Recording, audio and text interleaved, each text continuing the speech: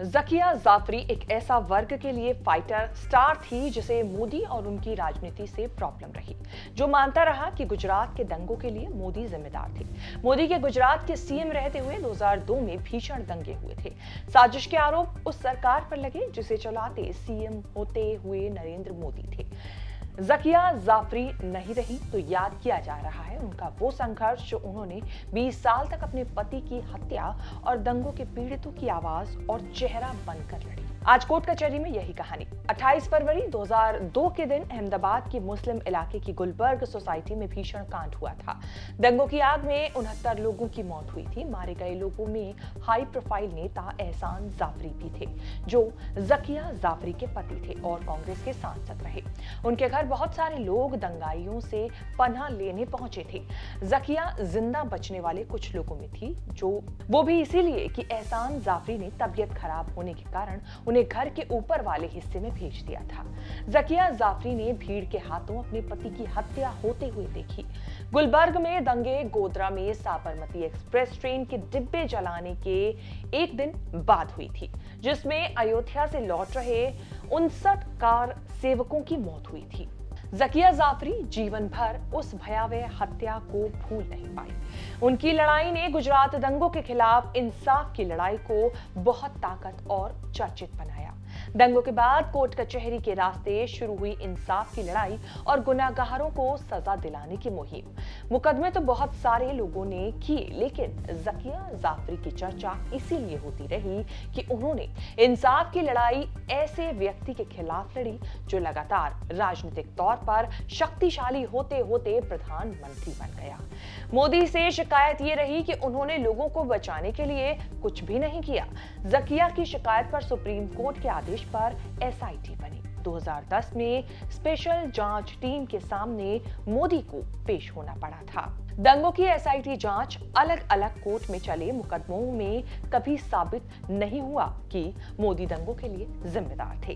ज़किया ज़ाफ़री ने मोदी समेत 63 लोगों को दी क्लीन चिट को शक की नजर से देखा।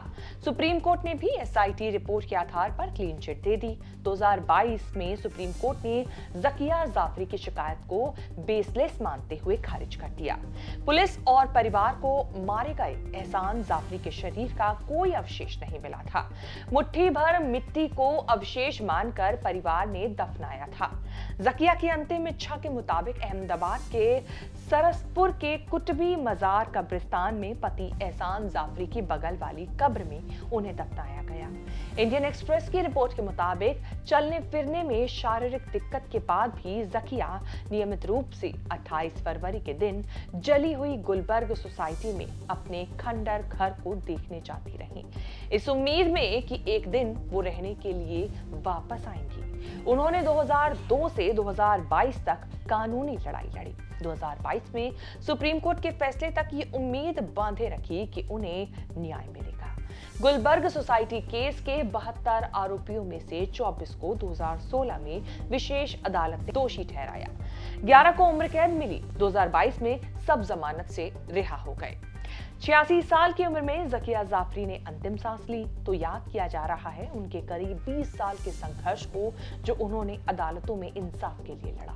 असदुद्दीन ओवैसी ने श्रद्धांजलि देते हुए लिखा, लगभग 2 दशकों तक उन्होंने भारत के कुछ सबसे शक्तिशाली लोगों के खिलाफ अकेले कानूनी लड़ाई लड़ी। कभी भी उन्होंने डर नहीं दिखाया। ज़किया ज़ाफ़री के साथ कोर्ट में लड़ाई लड़ने वाली तीस्ता सीतलवाड़ ने मानवाधिकार नेता कहते हुए ज़किया आपा को श्रद्धांजलि दी। केरल के सीएम पी विजयन ने लिखा, ज़किया को 2 दशक लंबी कानूनी लड़ाई धर्मनिरपेक्ष भारत के इतिहास में एक चमकदार अध्याय थी। ये दुखद है कि आज भी न्याय नहीं हो पाया है। एहसान ज़ाफ़री के परिवार की ट्रेजेडी ये रही कि उन्होंने बार बार दंगों का सामना किया। पहले 1969 में, फिर 2002 में। 1930 के आसपास बुरहानपुर में वकालत कर रहे एहसान ज़ाफ़री से खंडवा की ज़किया की शादी हुई थी। एहसान ज़ाफ़री वकालत के साथ साथ शायरी करते थे। उस दौर में कांग्रेस में शामिल हुए थे जब इंदिरा गांधी हाईकमान हुआ करती थी। उन्होंने एक ही अहमदाबाद से लोकसभा चुनाव जीता, वो भी 1977 वाले दौर में, जो इंदिरा गांधी और कांग्रेस की राजनीति का सबसे बुरा दौर रहा। ज़ाफ़री परिवार में बेटे तनवीर और बेटी निशरीन नरगिस हुए। निशरीन अमेरिका में रहती है। मां की देखभाल करने अहमदाबाद लौटी थी। आखिरी समय तक जकिया बेटी के साथ थी।